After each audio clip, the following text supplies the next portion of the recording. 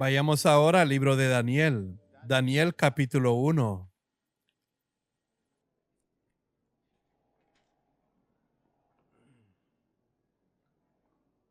Creo que Daniel es un libro que tiene especial relevancia para los tiempos de persecución. También cómo un hombre de Dios debe comportarse en tiempos de persecución. Vemos aquí en Daniel que la restauración y el movimiento es de Babilonia. La corrupta y comprometedora cristiandad hacia Jerusalén, la perfecta voluntad de Dios y la iglesia del nuevo pacto comienza con un hombre. Comienza con un hombre recto llamado Daniel, quien es inflexible, hombre de oración, hombre de ayuno y se preocupa por los propósitos de Dios. Él nunca supo cuál sería el resultado cuando comenzó como un joven. Probablemente tenía alrededor de 17 años cuando el libro comienza en el capítulo 1.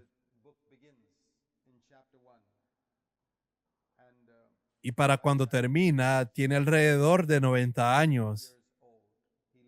Él vivió aproximadamente 70 años de cautiverio. Y en el capítulo 9 encontramos que él estaba orando porque los 70 años habían terminado. Y él era el hombre a quien Dios usó para comenzar el proceso. Y todo comenzó a través de la oración. Verás, la edificación de una iglesia pura para Dios en cualquier lugar en esta tierra siempre comienza por lo menos con un hombre que tiene una carga de oración y que lleva esa carga ante Dios. Señor, quiero una iglesia pura en esta ciudad. Tal vez Dios te ha llamado a trabajar en un pueblo o en cualquier lugar. Y si tienes una carga en tu corazón y dices, Señor, quiero una iglesia pura en este pueblo o en esta ciudad para ti, y estoy dispuesto a pagar cualquier precio, y llevas esa carga ante Dios, y puede que tengas que llevarla durante mucho tiempo, tal vez por muchos años, y Dios pondrá a prueba tu fidelidad. Al igual que una madre lleva a un bebé en su vientre, nosotros tenemos que llevar algo ante Dios en oración. Y así es como Daniel llevó esta carga en su corazón, que finalmente resultó en otras personas como Ageo, Zorobabel, Josué, Zacarías, Esdras, Nehemías y muchas otras personas que finalmente fueron y edificaron la iglesia. Daniel era demasiado viejo para ir, pero él fue el hombre quien comenzó esto. Él es un gran desafío para nosotros en nuestro tiempo y también es un ejemplo para nosotros sobre cómo defender a Dios en una tierra pagana. Daniel estaba en una tierra pagana, decidió no contaminarse y reunió a otras personas para que no se contaminaran. No quiere decir que él reunió a todo el mundo, él reunió solo a 3 personas, Sadrach, Mesach y Abednego. Esos eran sus nombres en Babilonia. Tenían otros nombres judíos, pero ahora deberían llevar estos nombres. Pero él reunió solo unos pocos. Esta era una iglesia en Babilonia, una iglesia de 4 personas, Daniel, Sadrach, Mesach y Abednego. Pero esas 4 personas influenciaron ese país más que todos los otros cientos y miles de judíos que estaban allí a causa de una razón. Todos los demás se contaminaron menos estos 4. No creas que puedes influir en un pueblo o en un país por medio de la cantidad. 4 personas que representaban a Dios influyeron en un país. El mensaje que viene a través de todos estos profetas no es por la cantidad, no es por poder o por fuerza, dice el Señor, sino por mi espíritu. Dios está buscando hombres que sean rectos y que no se contaminen. Quiero mostrarte 2 versículos aquí. Una de las palabras claves en el libro de Daniel es la palabra visión. Dios necesita hombres de visión. Aparece más de 30 veces en el libro de Daniel. Pero hay 2 versículos que quiero que veas, los cuales describen ciertos principios en la vida de Daniel. En primer lugar, el versículo 2 se refiere a cuando el Señor le dio la victoria a Nabucodonosor. Pero muchas veces ocurre que el Señor le dio favor a Daniel. Así que la primera verdad que aprendemos aquí es de nuevo, como en Ezequiel, la soberanía de Dios. Vimos eso en el primer capítulo de Ezequiel y vemos aquí en el primer capítulo de Daniel el gobierno soberano de Dios que determina que Nabucodonosor debe ahora obtener el poder sobre Jerusalén y enseñarles una lección. El segundo versículo es el versículo 8. Daniel estaba decidido a no contaminarse. Él decidió no contaminarse. Ahora, estos son dos factores que tenemos que tener en cuenta en un momento de persecución. Número uno, incluso si un rey pagano como Nabucodonosor, que no conoce a Dios, está en control de una situación, debe recordar que es el Señor quien lo ha permitido. Como dice aquí, el Señor le dio la victoria. El Señor da la victoria a ciertas personas en las elecciones o en una guerra, y nosotros reconocemos la soberanía de Dios al permitir que ciertas personas gobiernen. Nabucodonosor no sabía nada acerca de Dios, y los gobernantes de nuestro país también pueden no saber nada acerca de Dios, pero en ese país Dios tiene gente como Daniel, como tú y como yo. ¿Y cuál es nuestro llamado? A creer en la soberanía de Dios que ha establecido esta regla, y para determinar que no nos vamos a contaminar a nosotros mismos. No vamos a permitir que nuestra conciencia sea contaminada por cualquier pecado. En cuanto seamos conscientes del pecado, lo confesamos, lo limpiamos. Pedimos perdón y arreglamos las cosas. No nos contaminaremos bajo ninguna circunstancia. No buscaremos complacer a ningún hombre. No buscaremos complacer a Nabucodonosor. Y no buscaremos complacer a sus autoridades. Nos someteremos a ellos, pero no vamos a comprometer nuestras convicciones aunque tengamos que perder la cabeza. Eso es lo que aprendemos de Daniel. Ya conocemos la historia, así que no necesito entrar en detalles. La primera prueba de Daniel fue en relación con la comida, pero él tomó una decisión. La primera prueba que vino a Adán y Eva fue en relación con la comida. La primera prueba que vino a Jesús en el desierto fue en relación con la comida. Es la primera tentación mencionada allí. Eso es muy interesante. ¿Cuál será tu actitud hacia la comida sabrosa? Si eso significa comprometer los principios de Dios. Esaú perdió la primogenitura a causa de la comida.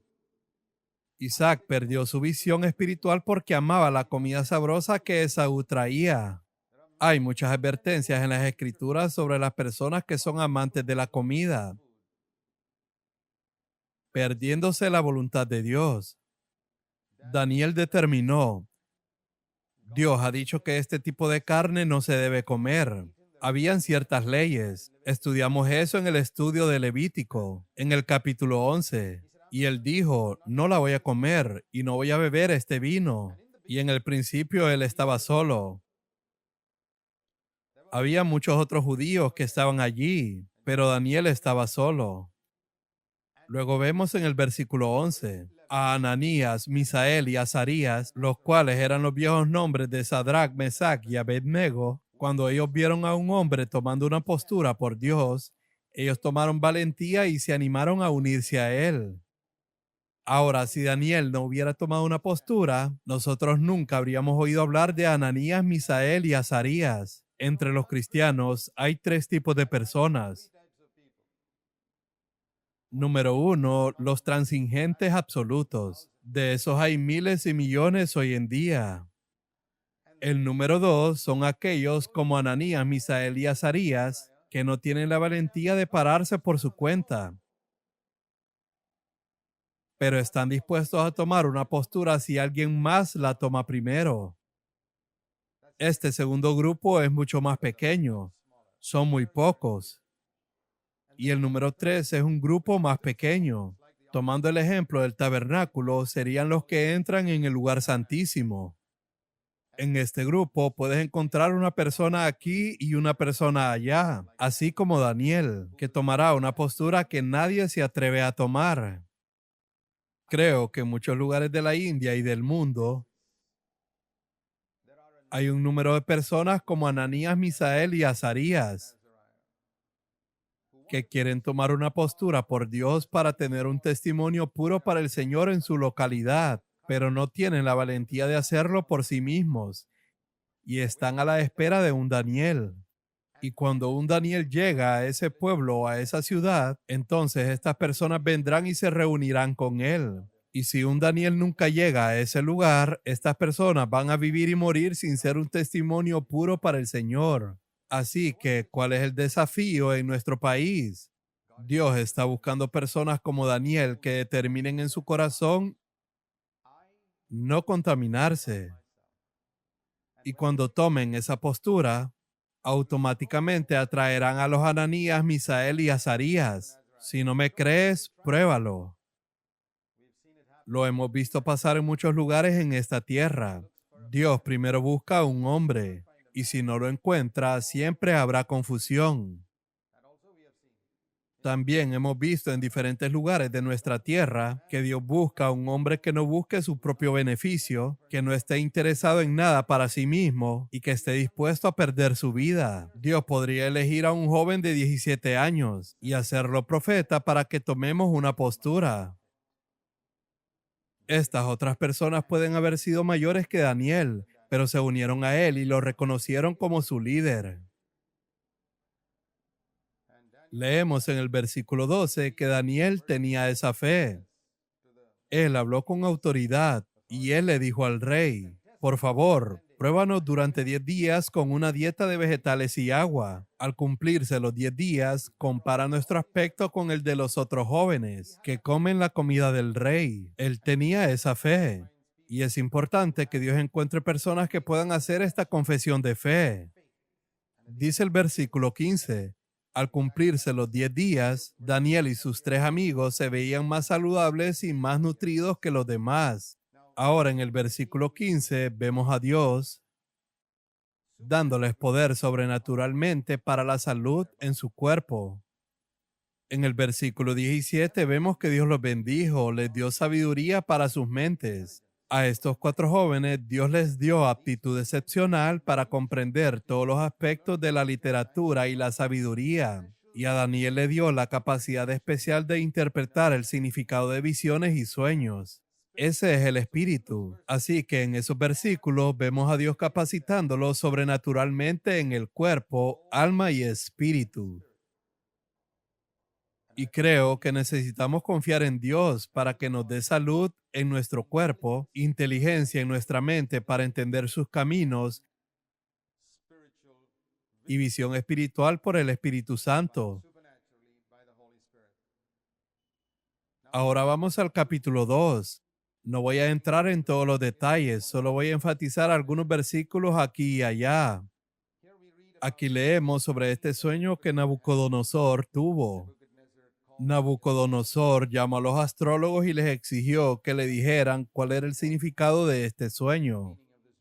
Esos astrólogos son una imagen de los predicadores que no tienen contacto con Dios, los que son engañadores y no pueden interpretar la palabra de Dios ni los tiempos correctamente.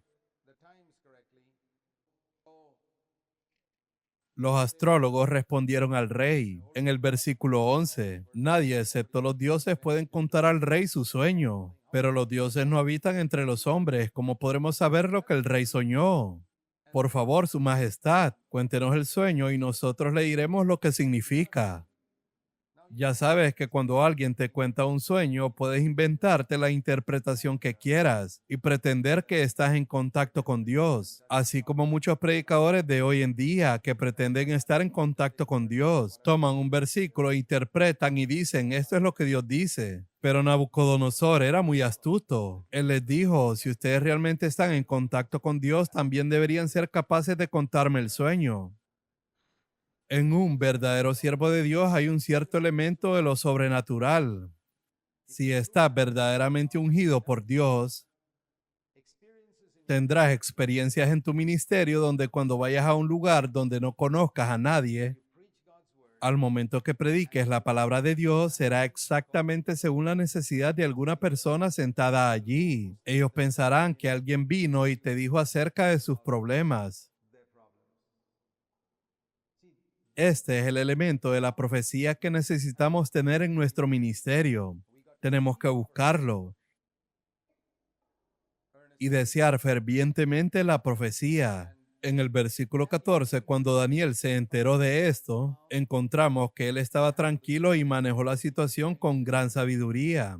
Un joven de quizás 17 o 20 años con gran sabiduría. Tienes que cometer errores cuando eres joven. Algunos dicen, los jóvenes siempre cometen errores. Bueno, Daniel no los cometió. No leemos nada malo que Daniel haya hecho en su vida. Él fue un hombre único. Algo así como José, otro joven del que no se tiene registro de nada malo. Igualmente de Daniel. ¿Por qué no pones a estos jóvenes como tus ejemplos a seguir? Y dices, Señor, yo no tengo que hacer las tonterías que hacen otros jóvenes. Quiero seguir los ejemplos de estos hombres que vivieron en la humildad y el temor de Dios y que desde su juventud vivieron en rectitud. Debo decir que es muy raro encontrar jóvenes así. La mayoría de los jóvenes que he encontrado incluso en nuestras iglesias hacen un montón de tonterías, principalmente porque no se someten a sus ancianos, se creen muy inteligentes y hacen mil y una tonterías y no aprenden. Pero quiero decirte que hay un camino mejor. Si aprendes a humillarte, a vivir en el temor de Dios y a someterte a las autoridades, puedes aprender desde tu juventud sin hacer ni decir tonterías. Y Daniel es un maravilloso ejemplo de eso. Y aquí está el sueño que tuvo Nabucodonosor. Y Daniel se lo explica. ¿Y cómo él obtuvo la respuesta? Él tenía fe en que Dios le revelaría esto. Primeramente, él llamó a sus amigos en el versículo 17.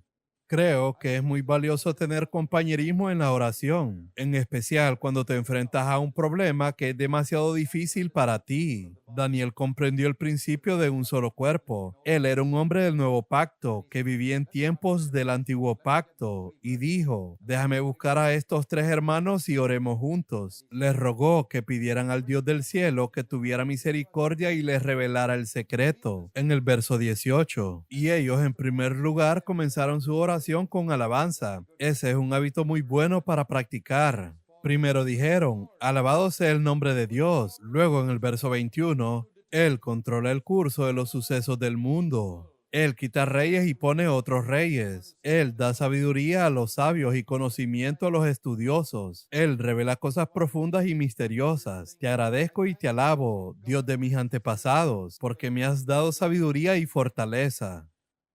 A menudo le he dicho a la gente que si en algún momento están orando y sienten que no pueden seguir, empiecen a alabar al Señor. Piensa en lo grande que es Dios y verás que la atmósfera se aclara inmediatamente. Aprende a alabar a Dios y aprende a tener comunión con otras personas. Y entonces Dios se lo reveló y él fue y le dijo al rey, bien, aquí está la respuesta. Y él reconoce en el versículo 30 que esto no se debe a su astucia, sino que fue Dios quien se lo reveló. Un hombre humilde es aquel que está dispuesto a dar a Dios la gloria por eso. Y luego en el versículo 31 en adelante, él describe esta estatua que Nabucodonosor vio. Una estatua con cabeza de oro, el pecho y los brazos eran de plata, el vientre y los muslos eran de bronce. Las piernas eran de hierro, los pies eran una mezcla de hierro y arcilla. Ahora la cabeza de oro simbolizaba a Nabucodonosor, el imperio babilónico que duraría unos 70 años. Y después vendría el imperio medo-persa, el pecho y brazos de plata que duraría algo menos de 200 años. Y luego debajo estaba el vientre y los muslos de bronce, que simbolizaban el imperio griego con Alejandro Magno y su padre, que duraría otro poco menos de 200 años. Y luego las piernas de hierro que simbolizaban el imperio romano, que fue la época de Cristo, que duraría unos 600 años. y finalmente los pies de hierro y arcilla. El hierro simboliza la dictadura y la arcilla simboliza la democracia. Habla de los últimos días, donde tenemos dictaduras y democracias en el mundo de hoy. Hierro y arcilla. Y como los pies tienen 10 dedos, habla también de 10 reinos que van a unirse posiblemente en Europa, encabezados por el anticristo que finalmente precederá a la venida de Jesús a la tierra. Esta era una visión que Dios dio a Nabucodonosor sobre lo que va a suceder justo al final de los tiempos. Y luego leemos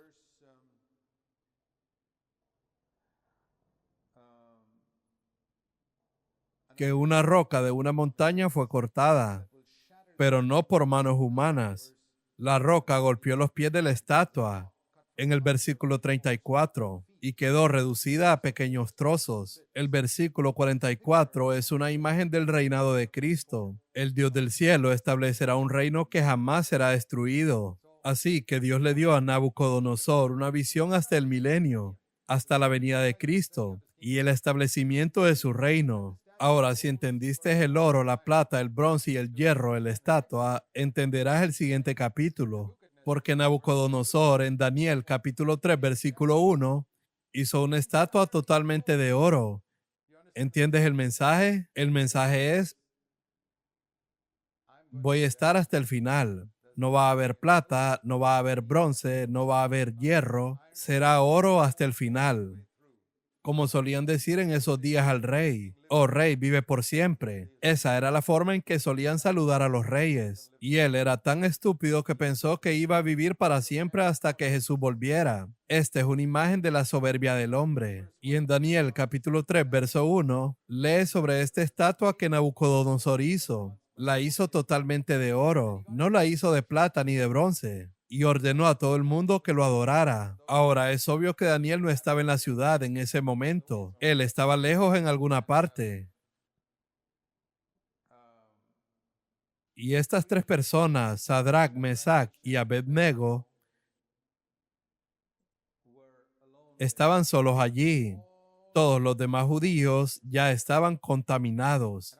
Y creo que Dios dejó a Sadrach, Mesach y Abednego solos en ese momento para probarlos y fortalecerlos. ¿Sabes? No es bueno cuando siempre tenemos con nosotros un hombre de Dios como Daniel. A veces es bueno que no esté para que podamos aprender a apoyarnos en Dios nosotros mismos. Encontramos consuelo cuando un hombre piadoso está con nosotros, pero el peligro de tener a ese hombre piadoso siempre es que tiendes a apoyarte en él y no te apoyas en el Señor. El peligro de tener un fantástico maestro de la Biblia siempre contigo es que nunca estudiarás la Biblia por ti mismo. Así que es bueno que no tengas un fantástico maestro de la Biblia contigo todo el tiempo. Y es bueno que no tengas a un hombre piadoso contigo todo el tiempo, porque eso te llevará a Dios. Eso te llevará a depender del Espíritu Santo para que te enseñe su palabra. Te llevará a depender del Espíritu Santo para que te fortalezca para enfrentar las pruebas. Así que Dios en su soberanía permitió que Daniel no estuviera allí en ese momento. Y entonces Sadrach, Mesach y Abednego pasaron la prueba. Entonces Nabucodonosor se enfureció y les dijo que si no se inclinaban, mandaría calentar el horno 7 veces. Y aún así ellos no se inclinaron. Me imagino que los otros judíos habrían venido a ellos diciendo, solo inclínense un poco. Tenemos que adaptarnos y aprender a vivir en estos tiempos difíciles. Solo inclina un poco la cabeza y con eso será suficiente. Pero ellos dijeron que no, y tal vez incluso los otros judíos les sugirieron que se inclinaran y luego pidieran perdón a Dios, que por favor los perdonara por ese pecado. Ya sabes, la manera astuta en la que piensa la gente. Podemos pecar y luego pedir a Dios que nos perdone. Ellos piensan, podemos firmar un certificado falso, ganar algo y luego pedirle a Dios que nos perdone. Conozco gente que ha hecho eso, que ahora son cristianos, pero mienten para conseguir un trabajo y luego de obtenerlo van al Señor diciendo, Señor, por favor, perdóname, necesitaba este trabajo.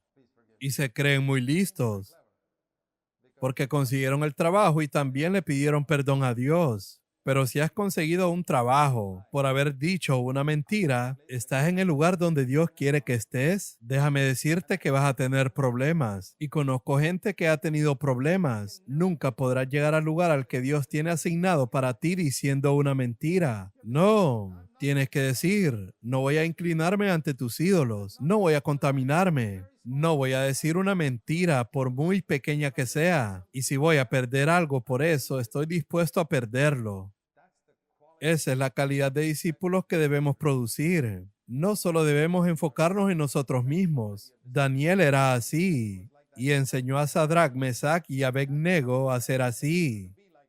Ves que en Babilonia fue mejor tener 4 personas así que 400 transigentes que solo se inclinaron ante ídolos y comían todo lo que el rey les daba, y aún así también decían que creían en Dios. Esta es la tragedia hoy en día en el cristianismo. Tenemos un testimonio patético entre los cristianos, personas que se pelean entre ellos y dicen mentiras y no son rectos, y muchas cosas como esas. Dios anhela personas como Daniel, Sadrach, Mesach y Abednego, Ananías, Misael y Azarías, quienes se mantengan firmes ante Él, sin comprometerse en el día de la adversidad. Y vemos su total indiferencia hacia la muerte. Ellos no tenían miedo de morir. Ellos decían, sabemos que Dios sí nos librará. Pero si Dios nos libra, bien, y si no lo hace, aún así no nos vamos a inclinar ante tu ídolo. ¿Y cuál fue el resultado? Cuando ellos fueron arrojados al horno, solo se quemaron las cuerdas. Esa es una maravillosa imagen que nos enseña que cuando Satanás nos ataca, lo que hace es quemar las cosas que nos atan. Él no puede quemar nada valioso. Cuando somos puestos en el fuego, ¿cuáles son las cosas que se queman? Las cosas que nos atan, se queman y somos libres. Así que el fuego fue bueno o malo, fue bueno. La mayoría de nosotros somos como Sadrach, Mesach y Abednego. Estamos atados con cuerdas a las cosas terrenales, pero cuando Dios nos pone en el fuego, en otras palabras, a una prueba difícil, el apego a las cosas terrenales se va, las cuerdas se queman y somos libres. Gracias a Dios por ponernos en el fuego. Gracias a Dios por las pruebas. Eso es lo que aprendemos de este pasaje. Si yo te preguntara cuál es el milagro más grande aquí en el capítulo 3, tú dirías que es cuando ellos entraron en el fuego y salieron sin quemarse. Pero para mí el milagro más grande es cuando todos se inclinaron y hubieron 3 personas que no se inclinaron. Ese es el milagro. Una vez vi una foto de esta gran estatua de 90 pies de altura y muchas personas, miles de ellos tenían sus caras al suelo y solo habían 3 personas de pie. Hace años la vi y dije, Señor, hazme así, que cuando todos se contaminen yo pueda destacar como alguien diferente, aunque me quieran atacar por eso. Haz esa oración y Dios te hará así. Mantén esa imagen siempre en tu mente. En Daniel capítulo 4, versículos 6 al 7, leemos que Nabucodonosor de nuevo tuvo un sueño. Este sueño le asustó y volvió a llamar a los sabios. Unos 32 años antes, él tuvo aquel sueño y se dio cuenta de que los sabios no podían ayudarlo, solo Daniel podía. Pero aún así, él vuelve a consultar a los sabios y por supuesto, ellos no pudieron ayudarlo. Entonces Daniel le explicó el sueño acerca de cómo Dios lo iba a juzgar. Este árbol es una imagen de ti, pero debido a tu orgullo, Dios te va a talar. Pero lo interesante es que él no escuchó lo que Daniel le dijo. Le dijo en el verso 27, Rey Nabucodonosor, por favor, acepte mi consejo. Deje de pecar y haga lo correcto. Apártese de su perverso pasado y sea compasivo con los pobres. Y tal vez este sueño no se cumpla y el juicio no vendrá. Pero Nabucodonosor no escuchó, y un año después, versículo 29, el rey caminaba sobre la terraza del palacio real en Babilonia. ¿Ves esta corriente de Babilonia y Jerusalén desde el tiempo de Caín? Y lo ves aquí. ¿Cuál es la fuerza esencial con la que se construye Babilonia? La respuesta está en el versículo 30. Por el hombre, a través del hombre y para el hombre. Edifiqué esto con mi sabiduría, por mi gran poder y para mi gloria. Cuando una iglesia se edifica con sabiduría humana, con poder humano y para la gloria de un hombre, eso es Babilonia, aunque sus doctrinas sean todas evangélicas. Cuando una obra cristiana se realiza por medio de la astucia, por la habilidad humana, por el poder del dinero y por la gloria del hombre, cualquiera que sea la doctrina, eso es Babilonia. La verdadera obra de Dios se hace según los planes de Dios, que vienen como resultado de esperar en Dios en oración, y se hace en el poder del Espíritu Santo con la ayuda sobrenatural de lo alto. Si hay dinero o no, eso no importa. Es una parte del Espíritu Santo y es hecha 100% para la gloria de Dios. Por favor, recuerda esto toda tu vida y te ahorrarás perder el tiempo construyendo con madera, heno y paja. Leemos en los versículos 31 y 32 que Dios le advirtió 3 veces, pero él no escuchó y por eso fue castigado y se volvió como un loco comiendo hierba como una vaca. Y finalmente, cuando se arrepintió, él de nuevo fue cambiado. En Daniel capítulo 2, 3 y 4 leemos de un hombre a quien Dios le advirtió 3 veces y él no escuchó.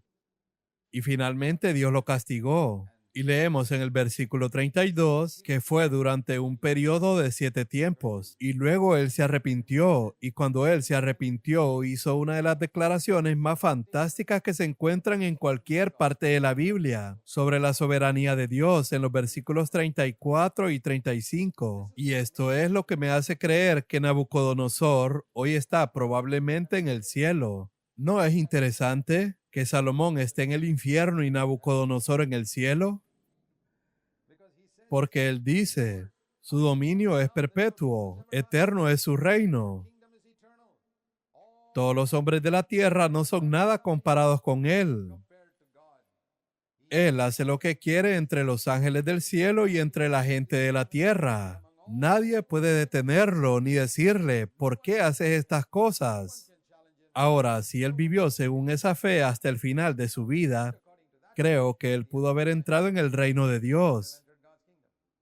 Cuando recobré la razón, también recuperé mi honra, mi gloria y mi reino. En el verso 36. Ahora yo, Nabucodonosor, alabo, glorifico y doy honra al Rey del cielo. Todos sus actos son justos y verdaderos, y es capaz de humillar al soberbio. Y luego leemos que Nabucodonosor está muerto, y Belsasar es otro rey que gobierna en el capítulo 5. Y allí leemos sobre este gran banquete en el que aparecieron unos dedos, una mano humana que escribía sobre la pared. Era el fin del imperio babilónico. Permítame mencionar que en la Biblia solo 2 veces aparece que Dios realmente escribió algo. La primera vez son los 10 mandamientos y la segunda fueron estas palabras aquí. Es muy significativo y nadie podía interpretar esto. Y entonces, otra vez, llamaron a los sabios del rey. En el verso 10 dice que cuando la reina madre oyó lo que estaba pasando, ella dijo, hay un hombre en tu reino que puede explicar estas cosas en los días de Nabucodonosor. Llámalo. Entonces trajeron a Daniel y él dijo, no quiero tus regalos. Porque en el verso 16, este hombre le dijo, te haré vestir con mantos púrpuras, propios de la realeza, y recibirás una cadena de oro en el cuello. Serás el tercero en importancia en el reino. Y mira lo que Daniel respondió al rey en el verso 17. Guarde sus regalos o déselos a otra persona, así como Eliseo le dijo a Naamán. Debes saber que un verdadero hombre de Dios se revela por su actitud hacia los regalos.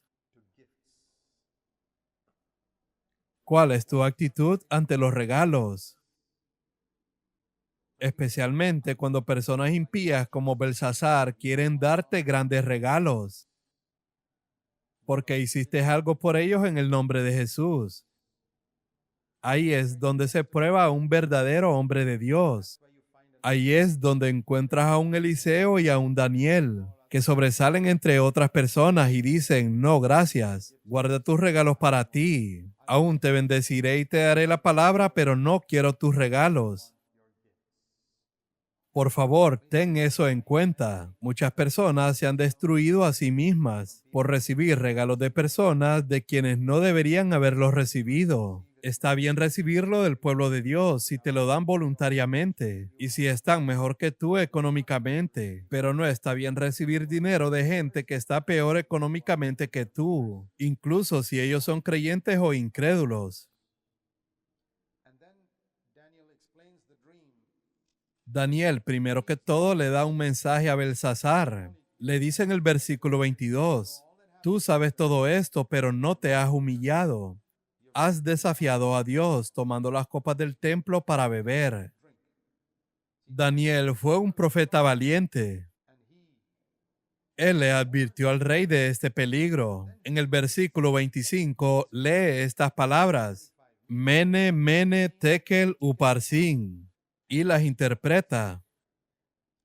Vimos que el primer caso de hablar en lengua fue el burro de Balaam, y aquí está otro caso de interpretación de lenguas también en el Antiguo Testamento, donde esta lengua desconocida fue interpretada por Daniel. Mene significa contado. Dios ha contado los días de su reinado. Tekel significa pesado y Uparsin significa dividido. Creo que esa es la palabra de Dios para los sistemas religiosos babilónicos de hoy. Significa que Dios tiene tus días contados y le ha puesto fin. Has sido pesado por Dios y no hay nada pesado en ti. Todo es ligero. No hay nada de peso eterno en ti. Todo es mundanidad y por eso tu reino está dividido. En el capítulo 6 llegamos al tiempo de Darío. Esa misma noche mataron a Belsasar. Lo leemos en Daniel capítulo 5 verso 30. Y Darío el Medo se apoderó del reino a los 62 años de edad. Ahora leemos en el versículo 2 que Darío el Medo también nombró a Daniel como administrador. A pesar de que Daniel fue primer ministro en el reino anterior, él también lo hizo primer ministro de su reino. Es asombroso el testimonio que Daniel tenía. Ahora Daniel tenía más de 80 años. Y él seguía siendo el mismo hombre recto de siempre. Y ya sabes la historia aquí. Había gente malvada que estaban tratando de destruir a Daniel. Es muy relevante para la época en que vivimos hoy. La gente malvada trata de destruir a los siervos de Dios y a la iglesia. Así que lo que hicieron estos administradores y altos funcionarios es similar a lo que está sucediendo hoy en día en las situaciones de gobierno. Estas personas van al rey, hoy sería al gobierno, e intentan aprobar una ley dirigida principalmente contra el pueblo de Dios. Y el rey, en otras palabras, el gobierno aprueba la ley. No debes convertir a la gente a Cristo o no debes orar a ningún otro Dios. Y si lo haces, serás encarcelado. En aquel tiempo eran arrojados a los leones, una situación muy similar a lo que está sucediendo hoy. En el versículo 10, cuando Daniel oyó que se había firmado la ley, al igual que nosotros nos enteramos por el periódico cuando el gobierno aprueba una ley. Entonces, ¿qué se debe hacer? La ley aquí era, no debes orar a nadie más que no sea el rey. En nuestro tiempo puede ser otra cosa, pero el principio es el mismo. Tan pronto como Daniel escuchó que se había firmado esta ley, él fue a su casa, se arrodilló y oró. Él teme a Dios más que a cualquier rey terrenal. Su principio es el mismo que el de los apóstoles en Hechos 5, verso 29. Es necesario obedecer a Dios antes que a los hombres. Así que lo que la ley dice que él no debía hacer, él va y lo hace. Él dice, esta ley no me va a impedir orar a Dios. Yo lo seguiré haciendo. Interesante es que él siempre solía orar con las ventanas abiertas hacia Jerusalén. Ese día él podría haber pensado en cerrarlas, pero él no lo hace, sino que las mantiene abiertas y deja que todo el mundo vea que él está orando. Deja que todo el mundo sepa que eres cristiano y un discípulo de Jesucristo. Cualquier ley que aprueben no hace diferencia para mí. Este es un gran ejemplo para nosotros en nuestro tiempo. Y él oraba no solo una vez al día, sino 3 veces al día, como siempre lo había hecho. Y estos funcionarios estaban esperando, estaban mirando porque ellos sabían que este hombre siempre oraba cerca de la ventana. Así que lo atraparon y lo denunciaron al rey. Y el rey dijo: sí, es una ley oficial de los medos y de los persas, que no puede ser revocada. Pero al rey le agradaba Daniel. En el verso 14. Así que cuando el rey escuchó que era Daniel, él trató de salvarlo y pasó el resto del día tratando de salvar a Daniel, pero no pudo hacerlo. Por la noche, esa gente malvada dijo: Su Majestad, usted sabe que según las leyes de los medos y los persas, no podéis hacer nada. Arrojen a Daniel al foso de los leones. Y él fue arrojado al foso, pero salió intacto de allí. Hay gente a nuestro alrededor esperando para hacernos daño. Para mí, hoy Dios puede permitir que los leones físicos nos coman. Y Dios puede permitir el fuego físico para quemarnos, a diferencia del libro de Daniel, donde el fuego y los leones no pudieron tocar a los siervos de Dios. La historia de la iglesia revela que miles y millones de los cristianos han sido asesinados. En los primeros días, en realidad, eran arrojados a los leones y los leones se los comieron y fueron quemados en la hoguera y el fuego los consumió. Pero hubo un león que no pudo tocarlos y ese era Satanás. Así que para mí estos leones son una imagen de Satanás, que me muestra que Satanás no puede tocarme aunque estos leones físicos me devoren. El fuego del infierno no puede tocarme, aunque estos fuegos físicos en la tierra consuman mi cuerpo. Así que esa es nuestra posición hoy como cristianos. No permitimos que nada del infierno como el odio y la amargura entre en nuestros corazones. Estamos firmes en Dios sin contaminarnos. En todos los sufrimientos que atravesamos, no permitimos que ningún espíritu del infierno nos toque. Así podremos decir: este príncipe del mundo viene y no tiene nada en mí. No puede tocarme en absoluto. Y entonces él salió y fue un testimonio para esa nueva generación. Así que Dios permite que ciertas pruebas vengan a nuestra vida, con el fin de hacer de nosotros un testimonio para esta tierra. Ya sabes, recientemente en nuestro país, este hermano Graham Staines fue quemado y creo que el testimonio de su esposa viuda fue un testimonio tan único del Espíritu de Cristo para todo este país. Probablemente este país no ha visto a otra persona de una manera tan maravillosa. Dios permite que sucedan ciertas cosas para mostrar cómo es realmente el cristianismo. Y Dios permitió esta prueba en el tiempo de Daniel y en el tiempo de Sadrach. Y Dios puede permitir una prueba en tu vida. El propósito es que manifiestes el Espíritu de Cristo en esa prueba. Si eres llevado a juicio, determina decir la verdad y a no odiar a nadie. Nunca odies a nadie. Y si un día tenemos que dejar nuestras vidas por el Evangelio, vamos a hacerlo con nuestras cabezas en alto y alabando al Señor porque confesamos que Dios está en el trono. Los primeros 6 capítulos de Daniel son históricos y los 6 capítulos restantes son más profecías sobre el futuro. En los capítulos 7 y 8, Daniel recibe una visión de los futuros reinos del mundo, como Nabucodonosor. Y lo interesante que se ve en el capítulo 7 es que también son los mismos 4 reinos: Babilonia, Medo-Persa, Imperio Griego, Imperio Romano y el Imperio Final. Pero hay una gran diferencia. Nabucodonosor los vio como metales preciosos: oro, plata, bronce y hierro. Daniel los ve de la manera en que Dios los ve, como bestias salvajes. La gente en la tierra ve muchos reinos terrenales como metales preciosos. Consideran un lugar honorable el ser presidente, primer ministro y gobernante de un reino. Pero Dios ve estos mismos reinos de una manera completamente diferente. Y cuando Daniel recibe la visión, él no los ve como oro, plata y bronce, sino que los ve como bestias salvajes. Y todos los reinos de la tierra son bestias salvajes porque el mundo está bajo el control del diablo. Y lo interesante que quiero que veas aquí es que gran parte de los detalles en estas profecías del capítulo 7 y 11 se cumplieron exactamente en los años venideros. Si lees historia secular, encuentras que esto es exactamente así. En Daniel capítulo 7, verso 4, encuentras que las alas de Nabucodonosor fueron arrancadas. En Daniel capítulo 7, verso 5, lees sobre Medo-Persa, la segunda bestia que se parecía a un oso. Y luego Daniel capítulo 7, verso 6, la bestia que parecía un leopardo y tenía 4 alas y 4 cabezas, referencia a cuando Alejandro Magno murió y su reino fue dividido en 4. La historia nos dice eso. Y en el capítulo 7, verso 7, leemos sobre este reino final con 10 cuernos, que surgirá hacia el final de los tiempos.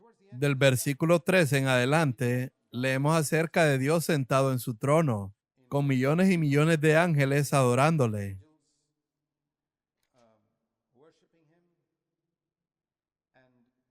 Y Daniel se acerca a preguntarle a los ángeles sobre esta cuarta bestia, y se le dice que esto va a ser hacia el final de los tiempos, el imperio romano que finalmente terminará con el imperio de los 10 reinos al final de los tiempos. En el capítulo 8 hay un poco más de detalles de nuevo acerca de estos reinos. Recuerda que Daniel ahora es un hombre anciano. Tiene unos 87 años y sigue teniendo visiones y sueños, así como cuando era joven. Él está caminando fielmente con Dios y aquí tiene una visión del imperio de Grecia en los versículos 5 y 8. Y dice en el versículo 8, el macho cabrío se hizo poderoso. Esto es exactamente lo que pasó al imperio de Grecia. Se hizo muy poderoso y se convirtió en un gobernante mundial, a diferencia de Babilonia y Medo-Persa. Pero cuando alcanzó el máximo de su poder, cuando Alejandro Magno a sus 33 años pensaba que lo había conquistado todo, se quebró el enorme cuerno, la muerte de Alejandro. Y cuando él murió, crecieron 4 cuernos prominentes. Esos son los 4 generales de Alejandro Magno que se repartieron el reino entre ellos. Y pasa a describirlos, a quien se refiere en el versículo 23. Al final de su reinado, cuando el pecado llegue al colmo de su maldad, subirá al poder un rey brutal, un maestro de la intriga, se volverá muy fuerte. Este fue un rey que gobernó Siria, uno de los descendientes de los generales de Alejandro Magno, llamado Antíoco Epífanes, y él es una imagen del anticristo. Ahora en el capítulo 9 leemos de Daniel orando por su pueblo. Este es el movimiento que comenzó en Babilonia. La oración de Daniel puso en marcha el movimiento de Babilonia a Jerusalén. Es una oración maravillosa. Él tiene al menos 87 años y sigue estudiando la palabra de Dios. En el verso 3, sigue ayunando y orando, al igual que lo hizo en sus días de juventud. Es maravilloso ver a un hombre de Dios año tras año, tras año, tras año, 70 años, y todavía tiene el mismo deseo ferviente como en su adolescencia, estudiando la palabra, ayunando y orando como en sus días de su juventud. Y sigue siendo un servidor del pueblo como lo fue en sus días de su juventud.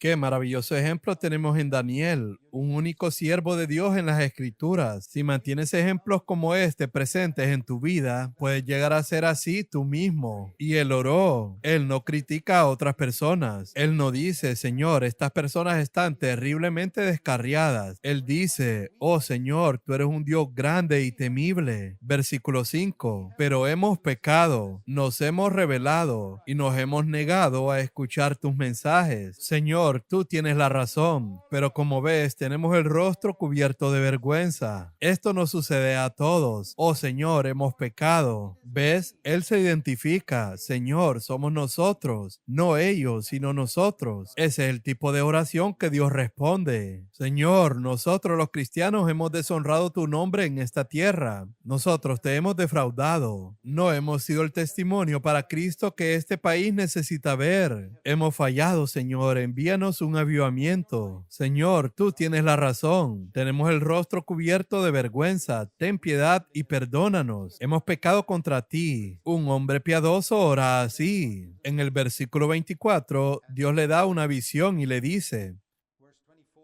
490 años son apartados para mis propósitos, y de esos 483 años se iban a completar desde el momento en que Jerusalén comenzara a ser reconstruida. En el versículo 25 leemos: 7 conjuntos de 7 más 72 conjuntos de 7. Eso significa 483 años pasarán desde el momento en que se dé la orden de reconstruir Jerusalén hasta que venga el ungido. Y eso fue exactamente lo que sucedió. En el año 445 a.C. se ordenó reconstruir Jerusalén. Y 483 años después, Jesús vino a Jerusalén y fue crucificado. Así que si entendían la profecía en el tiempo de Daniel, podrían saber exactamente cuándo Cristo iba a venir.